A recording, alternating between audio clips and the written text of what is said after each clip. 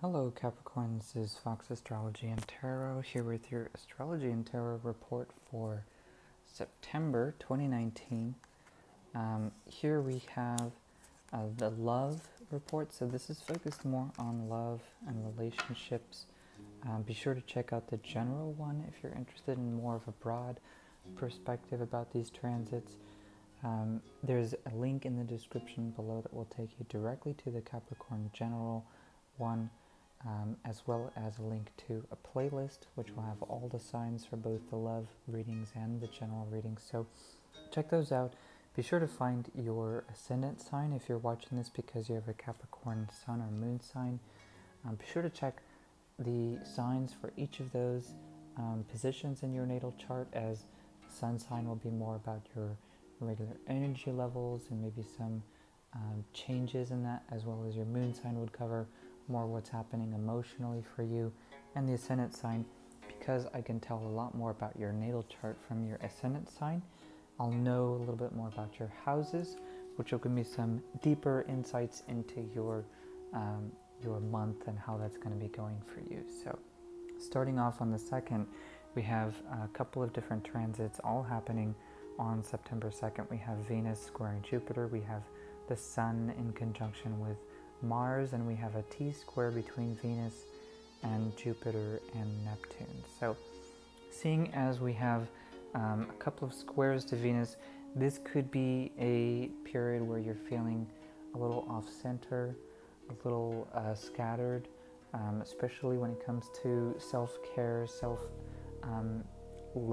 and relationships with other people. You might feel a little distracted or a little like you have a short attention span popping around from this to that. So be mindful in your relationships to avoid taking too many risks. You might end up overextending yourself. If you're single, this is probably a better time to maybe socialize more with larger groups of people. And the same thing if you're in a partnership, maybe putting together a social event and just hanging out more with people who, less about a romantic period and more about just socializing, as you might be it's a little tougher to kind of keep your attention. So here on the 10th, though, we have the Sun in opposition with Neptune, and this could be sort of a confusing period, sort of a hazy period where you might have a harder time noticing some details. So during this time, hold back from making any serious commitments, serious engagements. Try to get as many clear answers as possible in your communications with others. Seeing as the Sun, if you have a Capricorn ascendant, the Sun is sitting in Leo, this is in your 8th house, and Neptune is sitting in Aquarius in your 2nd house. This may be a time where you might feel pretty confused. So make sure in your relationships, or in if you're single, if you're trying to meet some people, that you wait on making bigger, serious commitments. There's later on the 13th something coming in that will make this a little bit easier. At this point, you might have a hard time noticing, red flags. You might have a hard time really realizing what it is you're committing to. So be sure, if you have to commit to something during this period, that you get the full amount of information. Ask as many questions. Try and get into those details as much as you can until you fully understand it. This card is kind of like the castle in the clouds card, so try and bring your head down from the clouds as much as you can. Obviously, that energy is there to challenge you, to push you to understand a little bit more, and at the end of that, you'll be having a much easier time. So, and that's, like I mentioned, on the 13th, we have the Sun trining Pluto. Now, during this time, there's an infusion of sort of a need for change, a need for deeper transformation and deeper meaning, seeking truth. So during this time, this is probably the best time for getting to know someone. You'll be more likely to notice red flags. You'll be more likely to present yourself truthfully and honestly, as you'll be very confident, feeling a sense of power in yourself, a sense of self-knowledge, knowing who you are, accepting who you are, and being more willing to make deeper changes. So in your relationship, if you're in a committed relationship, this is a great time to get to know each other. So set aside time without distractions to spend time with each other and develop some more intimacy. If you're single, this is a good time for meeting new people, as you'll be much more likely to sort of cut to the chase, and this will really help meeting people who you feel much more in alignment with, as you'll be much less likely to put up with nonsense. And here, the Lady of Love, that's what she's about. She's honesty, almost to a point of bluntness, but she's very sure of herself. She understands who she is, understands her strengths and weaknesses, and is able to make decisions much more easily, much more in alignment with her purpose. And later on the 21st, we have Jupiter squaring Neptune. Now, Jupiter sits in Aquarius in your second house, and Jupiter sits in Sagittarius in your 12th house, and Neptune sits in Aquarius in your second house. So this is maybe a time where you're feeling pretty optimistic, pretty energetic, pretty adventurous, maybe even a little risk-taking here. So during this time, consider how you might be avoiding shortcuts for the wrong reasons. Consider maybe that you might overextend yourself or overcommit yourself due to this extra confidence. Make sure to rest yourself. Some rest is coming later, but during this time, this may end up putting yourself to a disadvantage. With this much confidence, you might feel like you could just really take on the world, and that's great to have that kind of optimism, but just measure it with a little bit of caution, measure it with a little bit of responsibility. You may feel pulled between work and play. You may feel like, you know what, I can take a couple of days off and nothing will go wrong. So during this time in your relationships, you may feel, again, a little confident to the point where you might maybe even overextend yourself, make a mistake, get caught taking a shortcut, that sort of a thing. So be careful in your relationships. Definitely, I mean, I don't really say it's great in the first place, but avoid cheating, avoid those kinds of shortcuts, and you'll be rewarded in the end. Next, on the 25th, this is kind of a rest period when it comes to romance, when it comes to relationships, as you're going to be feeling a little stressed, a little stretched thin when it comes to your responsibilities. And that could be to your partner, it could be to yourself, but ultimately this may not be the best time for really engaging with other people that you're interested in romantically. You might feel a little exhausted and maybe even feel a little separated, a little alienated from other people. So make sure you spend this time resting, self-soothing, taking care of yourself physically, emotionally, mentally, allowing yourself a chance to rest and recuperate.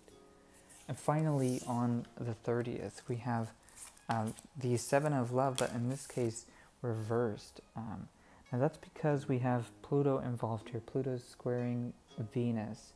This may make it harder for you to really enjoy yourself, harder for you to experience beauty or pleasure or that sort of joy you get from Venus typically.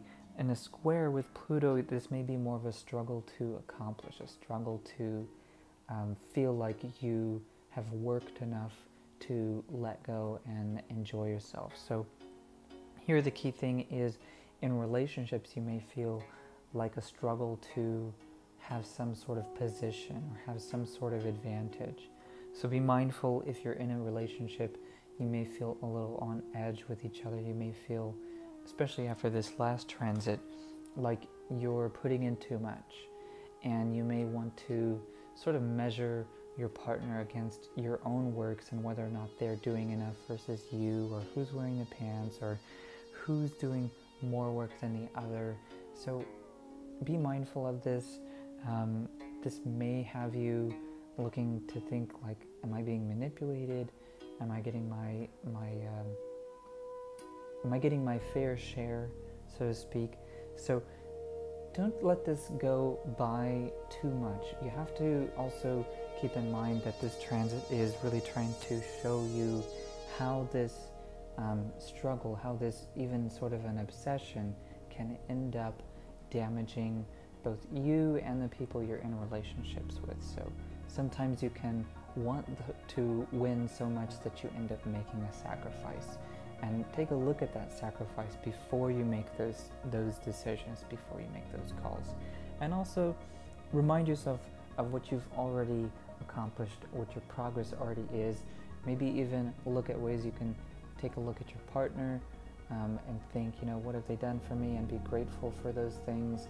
Consider how you can be thankful, how you can show affection and gratitude for the work that they've done in your life and what they do for you. And if you're single, this is probably a better time to hold off on really engaging with a romantic partner if you're trying to develop a relationship, as you may feel sort of edgy, like I mentioned, looking for some advantage, and to the point where you might overlook, like I said, a sacrifice that you might have to make in order to make that work.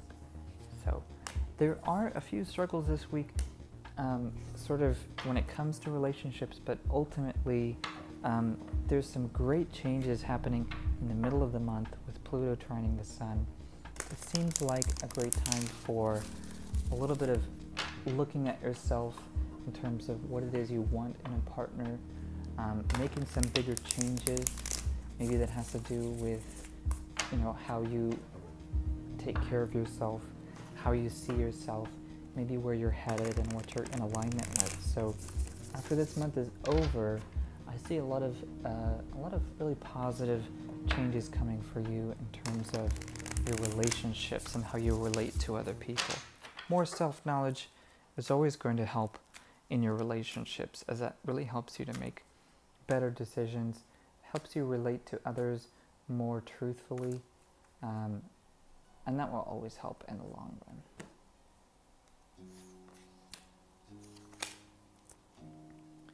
All right, so the porcupine comes out. I feel like this is about innocence, about playfulness, about reconnecting maybe with a less serious side of yourself. Someone maybe having an opportunity, somebody coming into your life and giving you an option to really let go of whatever super professional, super adult kind of attitudes you had, just for temporary basis, just allowing yourself to let go of that for a minute and have some fun. And that will always bring you back to your center, bring you back to what it is you really feel passionate about. And sometimes we need that reminder when we get caught up in like the adult chaos of life and just all the rules and all the responsibility. Sometimes just letting go of that and enjoying ourselves and being innocent and letting go of maybe any kind of jaded attitudes we have about how things work, that would really help. And the links, something says to me there's going to be some knowledge brought to you, whether that's about yourself or about other people. The links here talks about how being a guardian of these secrets, being a guardian of the truth, sometimes has a responsibility. Sometimes you have to keep that to yourself.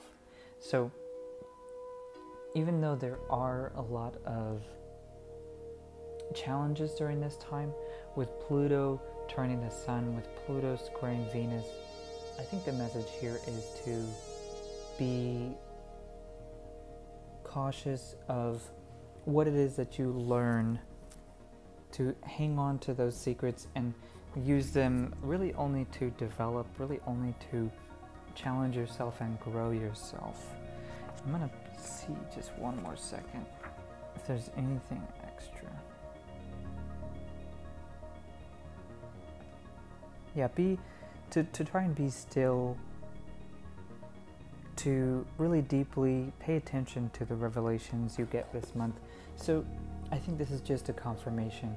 During that time where I mentioned on the 13th, Pluto trining the Sun, there's something coming through for you that's going to be really meaningful, really deep for your life, for your personal goals. So be sure to pay attention when those secrets do come in, when those truths do come in, when you have the opportunity to change. Really be mindful of those. Maybe write them down. Maybe really make some serious plans on how to bring those into action. So I look forward to your feedback. Please let me know how I'm doing with a comment. You can always like and just encourage me to keep making these videos. Let me know to keep going on. And as always, you can subscribe to catch next month's reports for October for you. And I look forward to hearing from you. Have a good month.